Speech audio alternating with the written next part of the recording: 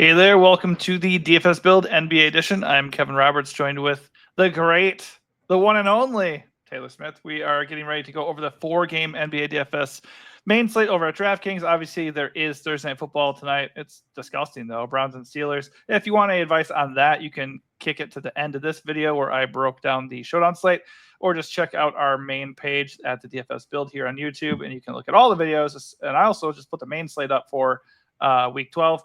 So lots to go over, lots to like, but there's still NBA tonight, and we're going to try to take advantage of that. Yesterday, we did hand out some good plays, and we also handed out some bad ones, and value just did not go the way we wanted it to. Hey, we told you to play Ty Jerome, so there's that. He did well. Anyways, hopefully you did find a way to cash or even find more success. And if we helped you in any way, just drop a comment.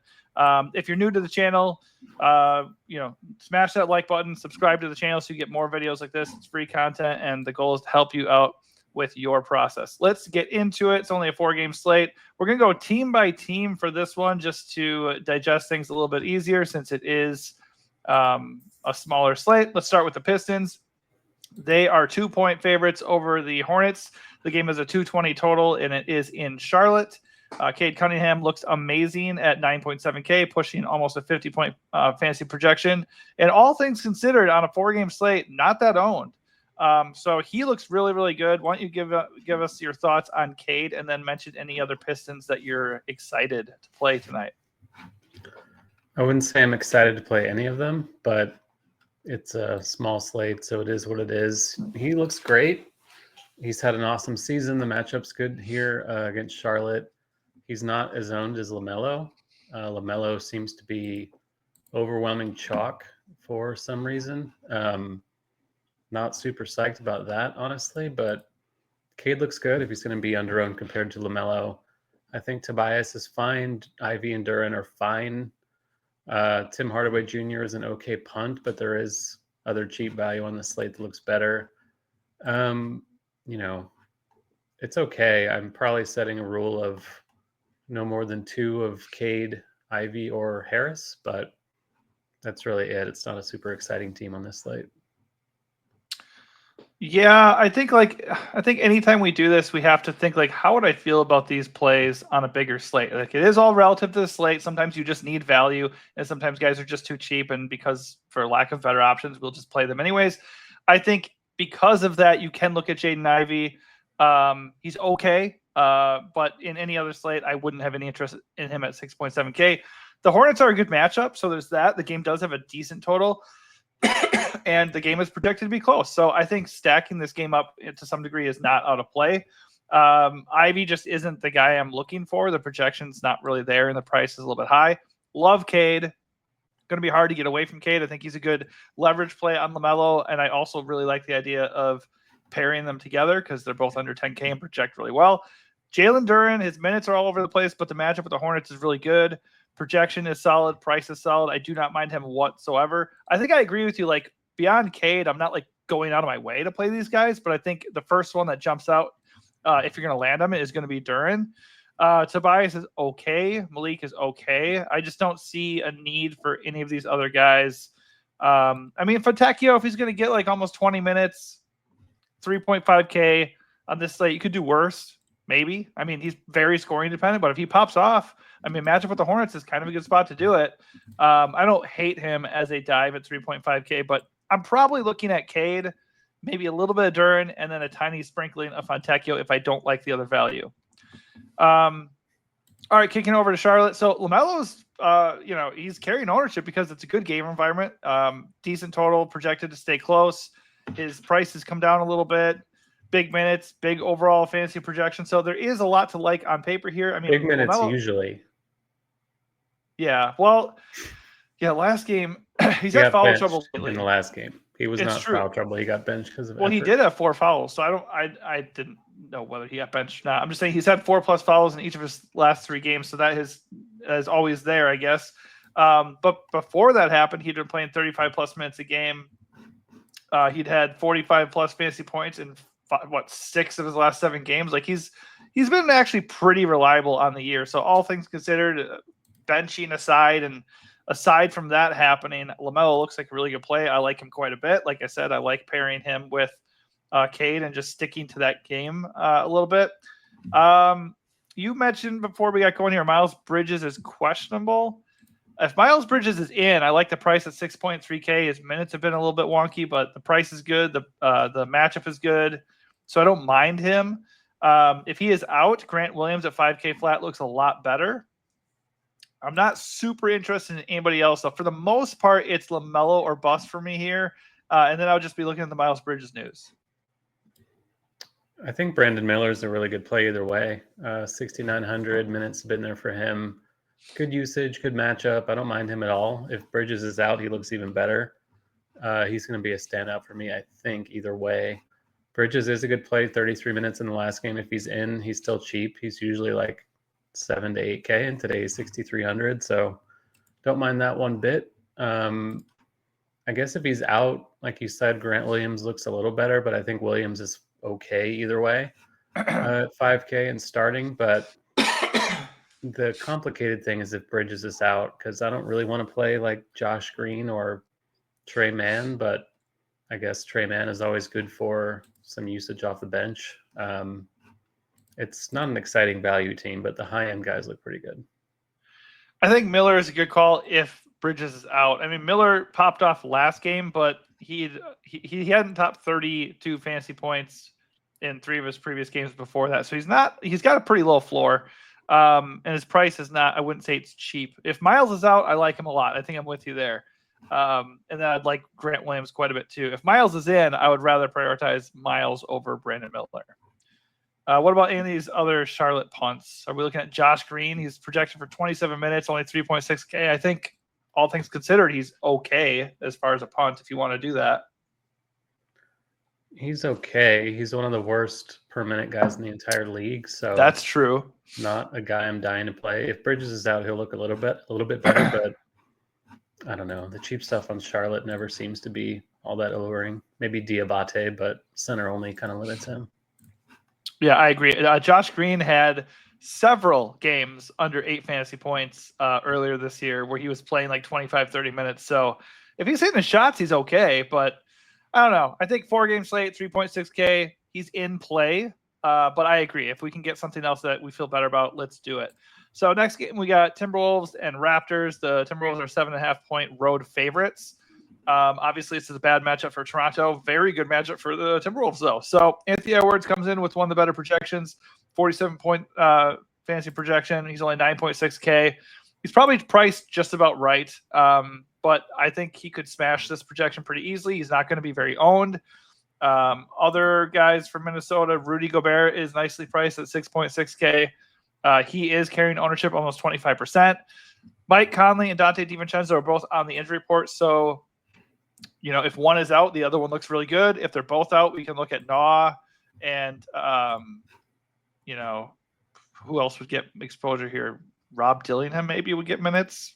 I don't know. I would imagine one of them plays, though, and whoever does play looks like a solid value at 4.9 or 5K. Naz Reid always looks good off the bench at 5.3K. I do like him quite a bit. Julius Randle's kind of in that no man's land. He's not going to be owned. We know he does have a ceiling, just hasn't really exhibited it here. I am probably just going to be Anthony Edwards, Rudy Gobert, and then whatever Minnesota guard that does play, and then Naz Reid too. I think Gobert is an awesome play, 6,600, just really cheap for him. Hasn't had an amazing year so far, but we know there's upside. The minutes are usually pretty good for him. Toronto's also a really horrible defense, particularly in the paint, so I like that quite a bit. I'm not really getting to much Edwards, which is a little bit frightening, especially in this matchup, but I think Scotty Barnes is going to be back, so that's a decent defender that's going to be in there for Toronto. Just kind of taking a chance on a fade on a guy who can break the slate, but that's kind of how it looks for me at the moment. Jaden McDaniels is an okay enough cheap guy on a slate without a lot of comfortable value beyond like San Antonio, which we'll get to. He's fine. Naz Reid is fine. Randall I kind of like as a spend up to be a little bit different. He's a bit pricey at 8.3, but just kind of like everyone else here, the minutes are there, the usage is decent, and the matchup's really good. Yeah, I know. The second I tell you not to play Julius Randle, he's going to get 60 fantasy points. But the reality is he is a little bit overpriced. The projection doesn't blow me away. The only thing that's exciting about Julius Randle is the untapped upside and the fact that he's not going to be owned. So I like that call out. I don't know if I'm really going to get there. I think it's like Julius Randle, you always like deliberately have to go out of your way to play Julius Randle, like it's like you just get there on accident. You have to be like, fuck it, this is going to be the Julius Randle game, And I don't know. It is the Raptors. It certainly could be. It certainly could be the time to play him. So as you mentioned, Scotty Barnes is due back for this game. That kind of dilutes everything for Toronto. Not interested in 8.9K RJ Barrett with that being the case. Emmanuel Quickly is still out, so the usage could just kind of be split up between those top guys, Barrett and Barnes. Not playing Barnes personally in his first game back against the Timberwolves. It's not a good spot. I think Jakob Poeltl 8.1K is still in play. He has been smashing. He's got a really good projection. Not crazy ownership for a 4-game slate. I feel like Rudy Gobert in name is not a fun matchup, but he doesn't really like stifle anybody necessarily. And then I think like Grady Dick is okay. I don't really want to go there at 6.2 with Scotty Barnes due back though, and Minnesota's not a good matchup. I just don't think I'm going to do anything else here. The one thing I would say is maybe Boucher at 4.5K, just in case Poeltl gets in foul trouble or something. He could be looking at 20 plus minutes. He is a good per minute guy, so I don't mind him as a value. But for the most part, for the Raptors, I think I'm paying for Poeltl or I'm just ignoring them. Yep, this is the worst team on the slate, and with Barnes back, they kind of lose their intrigue. They're a bit overpriced for their roles with him and Dick and Barrett particularly. Yeah. So I guess you can make a dart throw on a tiny slate like this, but not optimal for sure. Yep, agreed. All right, next game we have Utah and the Spurs in San Antonio. The Spurs are 3-point favorites. The game has a really nice 223.5 total, so it's a pretty good DFS environment. The Jazz obviously are the team that we want to target more than anything, but if this game is going to stay close and we want to end up stacking it, let's see if we have any interest in the Utah side. Mine is going to be, again, with Lauri Markkanen. I liked him the other day. He did hit as far as Lauri goes for 42 fantasy points. I think he's perfectly capable of that again. His projection's solid. There's still no Wemby here to dissuade him from doing anything inside. I know he's more of a perimeter-oriented player, but, I mean, he could just score at will, I think, in this matchup at this point. So I really like him as a play away from John Collins, although I do really like John Collins as well. They're just the same guy for DFS purposes. Right now, similar minutes, similar price, similar projection, and similar ownership. So if we get updated ownership and one is way more owned than the other, I'm going to go gravitate towards the one who's lower owned. But right now, as things stand, I prefer Lauri just because I would imagine that the ownership would continue to flock towards Collins. It's not what we're seeing right now at Roto Grinders, but I would imagine that's the case. Before we got going, you said Jordan Clarkson is out. That obviously helps Colin Sexton and Keontae George quite a bit. I like them both at sub 6K prices. I have no problem with playing them together. Right now, if I had to pick one, though, I would pick Keontae because he has way less ownership and he's more expensive. So just naturally, I think people are going to go away from him. And as far as value, Kyle Filipowski is okay at 4.8K. I think you could do worse than him. He's been getting good minutes. You could probably expect about 25 minutes and probably about 20 to 25 fantasy points. And on this slate, that might be good enough. Yeah, I think Sexton is an awesome play. Collins is an awesome play. Going to get to a lot of both of them. It looks like Markkanen's going to be pretty chalky too, but I have no qualms with that. He and Collins are essentially the same play. They project comparably. Their prices are similar also, so I don't really have a huge issue. I think you can play them together just because it's a small slate. Sexton looks great. George looks fine. If Sexton's going to be way more owned, I think they're both playable in the same lineup as well. Maybe don't want more than 3 Utah guys together, but those 4 look great. Everyone else is kind of a tier below. Filipowski would be the next guy, but I don't know. They have enough bodies to where I'm not super psyched about that. Yeah, I agree. I'm just mentioning him because he's there. He has a role and he's under 5K, so he's on the table. We'd be mostly a last guy in for me. I think we're pretty aligned there. I mean, I like the first game of the night, but boy, I like the Jazz Spurs game quite a bit as well. So let's go over to the Spurs side. As far as like value goes, there's a lot to like here just because no Wemby still. Devin Vassell is out. So kind of everybody looks good. I mean, even Chris Paul up top at 6.3K coming in with a really nice projection. He's coming in with ownership. Can't really argue against it. Jazz are an awesome matchup. Chalky Chris Paul doesn't feel great, but he looks like a good play. I think I like him here. Zach Collins' price has come up, but at 6K flat, I think he looks like a good play. Stephon Castle at 4.9K. He looks good. I mean, who doesn't look good? I think the only issue is Zach Collins is actually, he was questionable. I don't know his status now, but he was questionable. If he ends up missing, He's in. Okay, so now it doesn't really matter. I think you can still entertain the idea of Charles Bassey at 4K.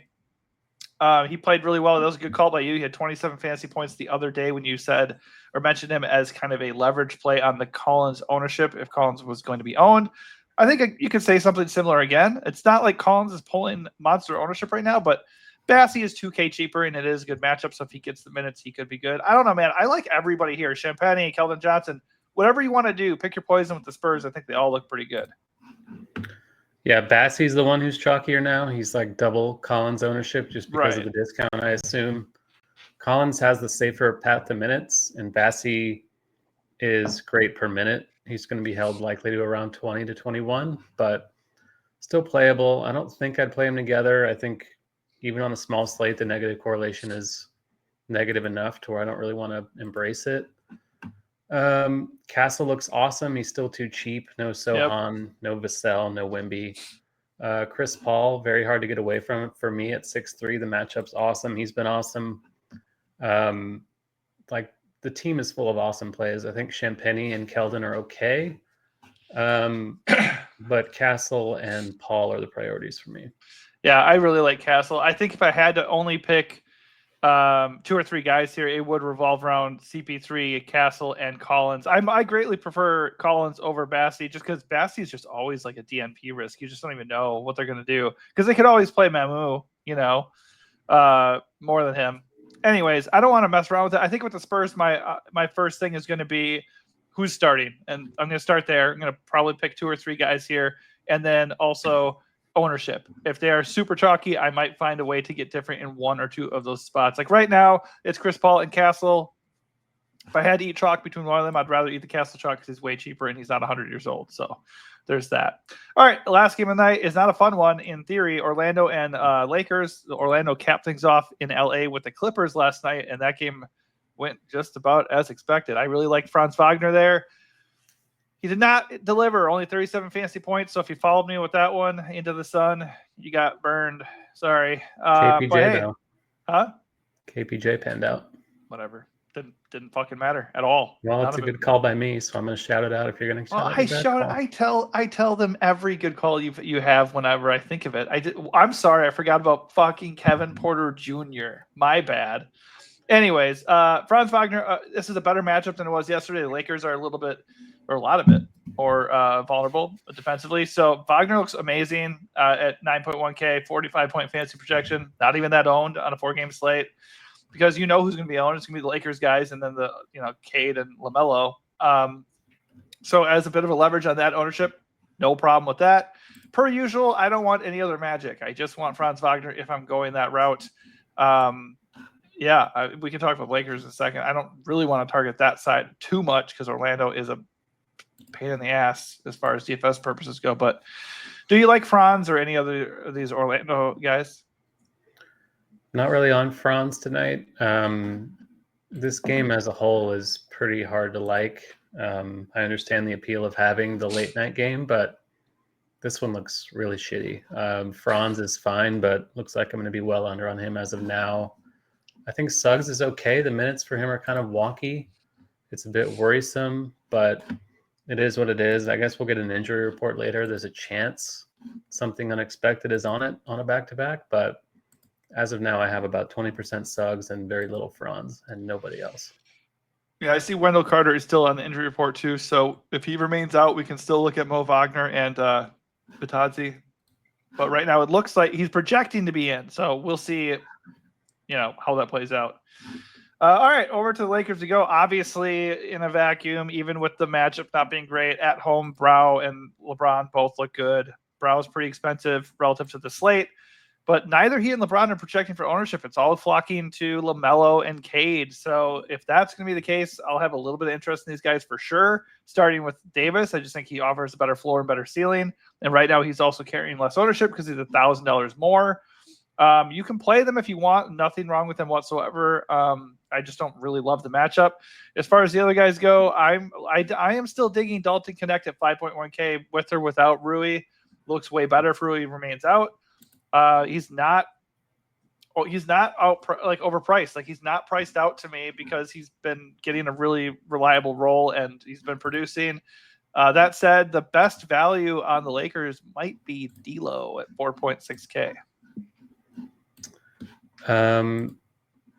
Yeah, that's pretty cheap for him, but I'm really not getting anything. I have one lineup that has LeBron, and that is the only Laker I currently have. I think Connect is certainly good if Rui's out. He's been playing close to 40 minutes in those games without him. Don't mind that at all. D'Lo, fine, but the minutes are pretty unreliable for him. AD, super expensive. Matchups really horrible for him. I want to get more Lakers than I have now, but I am not getting to a ton as we speak. Well, on a slate that we are looking at absolute trash in the 4 to 4.5K range, I think D'Lo is appealing. He's going to get anywhere between 20 and 30 minutes off the bench. He's got some solid usage there. So he's not going to really run into all the top defenders Orlando has left over. So I don't know. I think he looks like a pretty good value. I like him in Connect quite a bit. I do think if nobody is going to be on Anthony Davis and LeBron on a small slate like this, we should have a considerable amount of interest. Matchup be damned. So I might just force my way to one of these Lakers. And then, I mean, honestly, like, I like LaMelo. There's nothing wrong with LaMelo. But if he's going to be the chalk, I think I'll gladly fade chalky LaMelo or be underweight and go get a Laker to close, with Anthony Davis being the preferred option. I think I prefer LeBron just because he's cheaper. Right. But I agree in a sense, but I think that's what everybody who is going to play Laker is going to end up doing or saying, because obviously he's a way better value. But who has the better ceiling? Obviously, that is Anthony Davis. Better floor, too. But yeah. All right. So to wrap things up here, let's give everybody our flag plant of the tiny 4-game slate and your overall strategy. Well, Spurs, I guess. I'll be playing probably 2 to 3 in every lineup, and then probably 2 Utah guys in every lineup. That game is just hard to avoid in general. I don't mind maybe giving Connect a few more minutes just to boost his projection, because it seems like Rui's pretty questionable. I would lean toward him being out. Certainly not a sure thing. So if he's in, Connect is still fine. He might start anyway, but if Rui's out, there's big payoff potential with Connect. Yeah, I like Connect quite a bit. I think my thing is similar. Definitely going to get exposure to the Spurs and Jazz. I think stacking the first game, Pistons and Hornets, and then the Jazz Spurs game is something I'm going to do a lot of. But I kind of made the decision as we went here. I do like LaMelo a lot, but I think my flag plant is I'm going to be underweight on LaMelo, and I'm going to go get Anthony Davis or LeBron James to close things out. So they're going to be under 20% owned on 4-game slate. That is pretty huge. And I'm going to go right back to the well with Franz Wagner too. I don't want to stack the Magic Lakers. Franz is really the only Orlando guy I really want.